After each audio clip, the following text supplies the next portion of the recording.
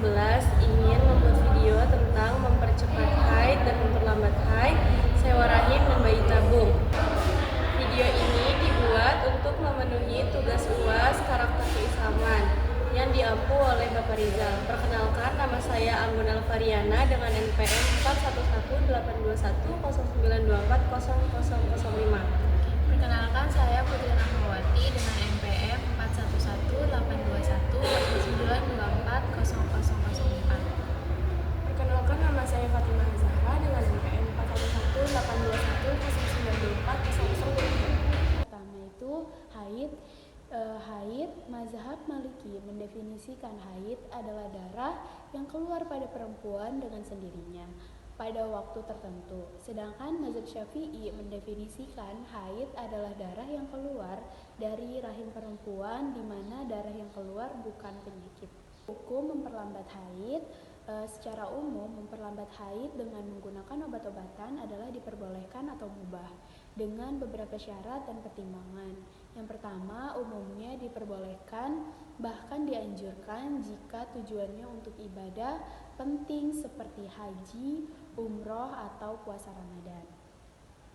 Agar wanita dapat menyempurnakan ibadah tanpa terhalang haid. Yang kedua, diperbolehkan juga untuk medis jika ada rekomendasi dokter untuk alasan kesehatan. Syaratnya yaitu tidak membahayakan kesehatan. Hal ini adalah syarat utama jika penggunaan obat penunda haid dikhawatirkan akan menimbulkan dampak buruk pada kesehatan, baik jangka pendek maupun jangka panjang. Maka hukumnya menjadi haram.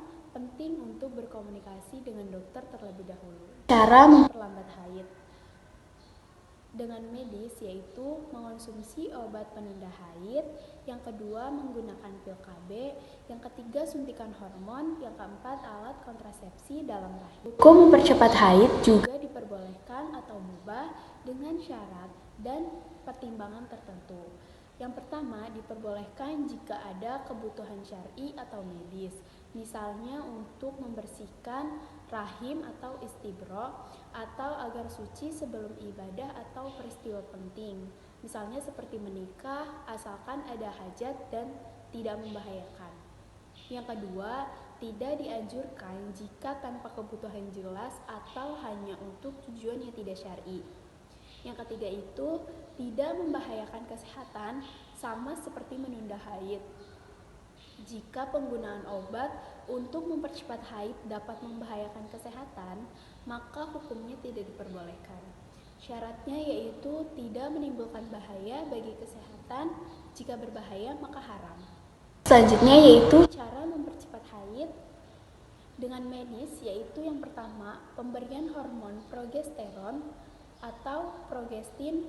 Kalau dengan non medis yaitu dengan meredakan stres atau olahraga ringan. Jadi sewa rahim adalah sewa rahim atau surrogate mother atau ibu pengganti adalah praktik yang dilakukan suami dan istri yang mentransfer embrionya kepada ibu pengganti. Sewa rahim dalam Islam itu diharamkan oleh sebagian besar ulama karena dia melanggar nasab dan keibuan dari si anak tersebut. Ada pula proses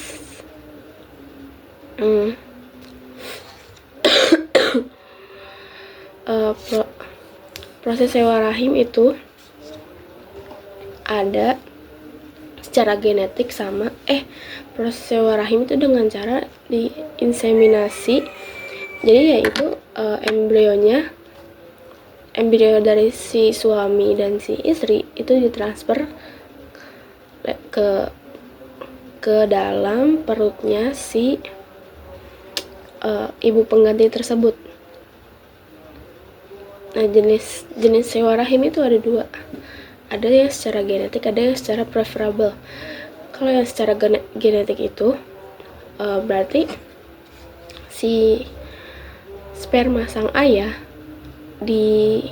ditransfer, diberikan kepada sel telur ke si ibu pengganti ini. Jadi si ibu pengganti ini ada ikatan genetik di situnya, kepada anaknya ada ikatannya. Nah, kalau misalnya secara preferable, sperma sang ayah dan sel telur dari sang ibu aslinya itu hanya ditransfer saja ke ke ibu penggantinya saja. Jadi nggak ada kaitan genetiknya antara keduanya. Pelanggaran yang didapat itu ada pelanggaran nasab, karena kan kalau misalkan kayak gitu kita jadi bingung, yang anaknya ini itu anaknya siapa, bingung nasabnya, karena kan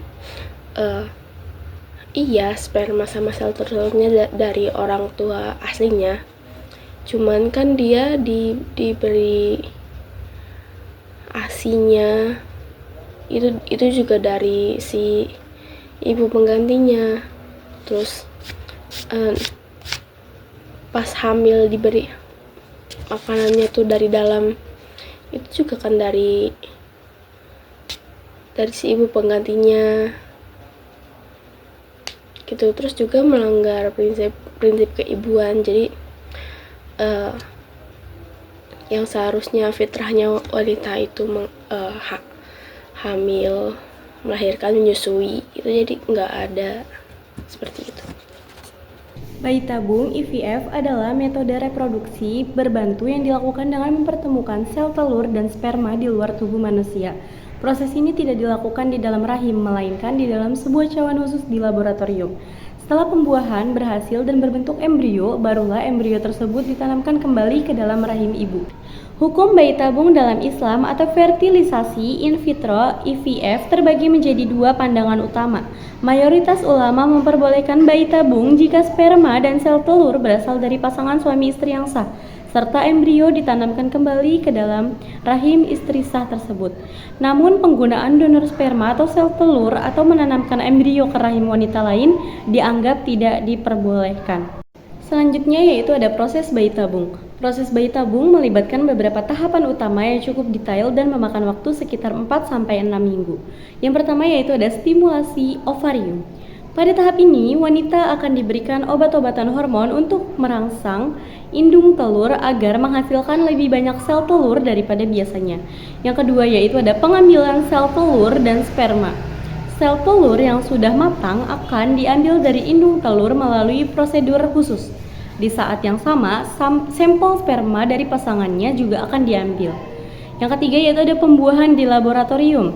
Sel telur dan sperma kemudian dipertemukan dalam cawan khusus di laboratorium agar terjadi pembuahan. Tahap selanjutnya yaitu ada kultur embrio. Setelah pembuahan berhasil, embrio yang terbentuk akan diamati dan dikembangkan di laboratorium selama beberapa hari. Dan yang terakhir yaitu ada transfer embrio. Embrio yang berkualitas baik kemudian akan ditransfer atau ditanamkan kembali ke dalam rahim wanita. Setelah itu kita menunggu apakah embrio berhasil menempel dan berkembang menjadi kehamilan. Bayi tabung menjadi harapan bagi banyak pasangan yang kesulitan memiliki keturunan. Secara alami, beberapa kondisi yang menyebabkan pasangan memerlukan bantuan bayi tabung antara lain: yang pertama yaitu gangguan ovulasi yang parah. Ini terjadi ketika indung telur wanita tidak melepaskan sel telur secara teratur. Yang kedua, saluran tuba tersumbat atau rusak. Saluran tuba falopi adalah jalur bagi sel telur menuju rahim. Jika tersumbat atau rusak, pembuahan alami sulit terjadi. Yang ketiga yaitu ada endometriosis. Kondisi di mana jaringan yang mirip dengan lapisan rahim tumbuh di luar rahim dapat mengganggu kesuburan. Yang keempat yaitu jumlah sperma rendah atau kualitas sperma buruk. Masalah infertilitas pria. Masalah pada sperma pria juga menjadi faktor penting infertilitas yang tidak dapat dijelaskan ketika penyebab ketidaksuburan tidak dapat ditemukan setelah serangkaian pemeriksaan. Dan keenam yaitu pasangan sesama jenis atau wanita lajang yang ingin memiliki anak dalam beberapa konteks di luar negeri. IVF juga bisa menjadi pilihan bagi mereka. Namun perlu dicatat bahwa dalam konteks Indonesia dan Islam hal ini memiliki batasan yang jelas. Tantangan dan resiko bayi tabung. Meskipun menawarkan harapan, IVF juga memiliki tantangan dan resiko yang perlu dipahami, yaitu tantangan yang pertama ada biaya yang tinggi. Proses IVF membutuhkan biaya yang tidak sedikit, menjadikannya kurang terjangkau bagi sebagian orang. Proses yang intensif secara emosional dan fisik. Seluruh tahapan IVF mulai dari suntikan hormon hingga menunggu hasil dapat membebani secara emosional dan fisik bagi pasangan. Yang ketiga ada tingkat keberhasilan bervariasi. Keberhasilan IVF sangat dipengaruhi oleh beberapa faktor seperti usia wanita, penyebab infertilitas, dan kualitas embrio. Artinya tidak semua upaya IVF akan selalu berhasil. Resikonya yaitu yang pertama ada OHSS, Ovarian Hyperstimulation Syndrome. Kondisi ini terjadi ketika indung telur bereaksi berlebihan terhadap obat stimulasi, menyebabkan pembengkakan dan nyeri. Yang kedua ada kehamilan kembar. Karena seringkali lebih dari satu embrio ditanamkan, resiko kehamilan kembar 2, 3 atau lebih menjadi lebih tinggi. Yang ketiga ada kehamilan ektopik. Meskipun jarang, ada risiko embrio menempel di luar rahim, biasanya di saluran tuba. Dan yang keempat ada stres psikologis. Tekanan untuk berhasil, harapan yang tinggi, dan ketidakpastian hasil dapat menyebabkan stres dan kecemasan yang signifikan. Dalam bayi tabung, kita belajar beberapa nilai karakter penting, antara lain yang pertama ada tanggung jawab sebagai suami istri untuk menjaga keturunan sesuai syariat. Yang kedua ada ikhtiar atau usaha maksimal yang tetap dibatasi oleh nilai-nilai agama. Dan yang ketiga ada kesabaran dan tawakal dalam menghadapi ujian infertilitas. Dan yang terakhir menjaga kesucian keturunan sesuai prinsip hifz al-nasl, menjaga nasab dalam maqasid syariah.